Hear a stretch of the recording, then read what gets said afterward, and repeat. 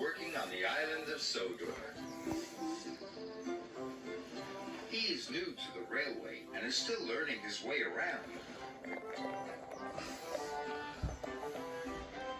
One morning, he discovered the fishing village.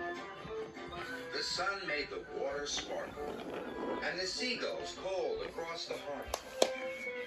This was Arthur's favorite place. That evening, Sir Topham Hatt came to the sheds. There's going to be a new line to the fishing village.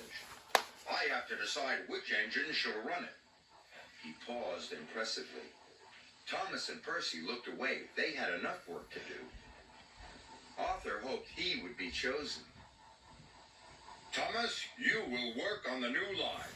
Yes, sir, said Thomas, but he really didn't like the smell of fish. Arthur was disappointed. Sir Topham Hatt sent him to haul coal to the steelworks. That evening, Thomas was at the washdown when Arthur pumped in. Do I smell a fishy engine? He teased. Yes, huffed Thomas. Silly fish, smelly new line. Arthur wished he could go to the fishing village instead of the steelworks. He'd be much happier than Thomas. The next morning, Thomas was still grumpy. The fishermen had caught lots of fish. Hurry up, said Thomas. I'm a busy engine.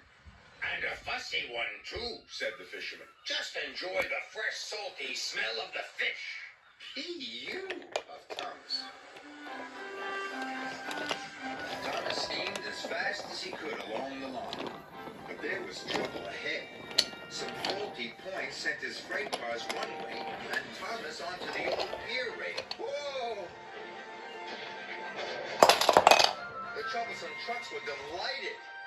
He's fallen in the water! Luckily, Thomas wasn't hurt, and the fish freight car stayed on the tracks.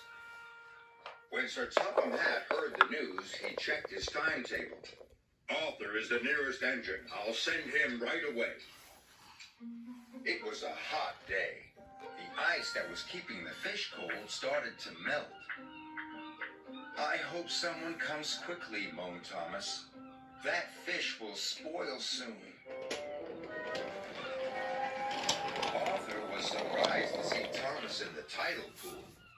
Are you all right, Thomas? No, but I'll be much better when you take these fish away. The breakdown van will be here soon, called Arthur's driver. Arthur knew he had to hurry. He raced along the line to the docks and arrived there just in time. Later, Arthur went to see Thomas at the fitter's yard. Thank you for helping me, said Thomas. Thank you, said Arthur. I wish I had the fishing village line all the time. Well, please tell Sir Topham Hatt, because I don't like fish. That evening, Sir Topham Hatt came to the sheds.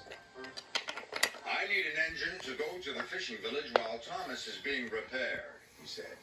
Any volunteers? Me, Arthur blurted out. And please, sir, may I run on that line all the time? Thomas doesn't like fish, but I do.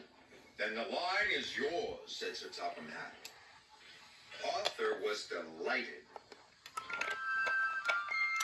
The next morning, he popped into the fishing village right on time. The smell of fish was everywhere, but he was sure he had the most beautiful line on the island of Sodor.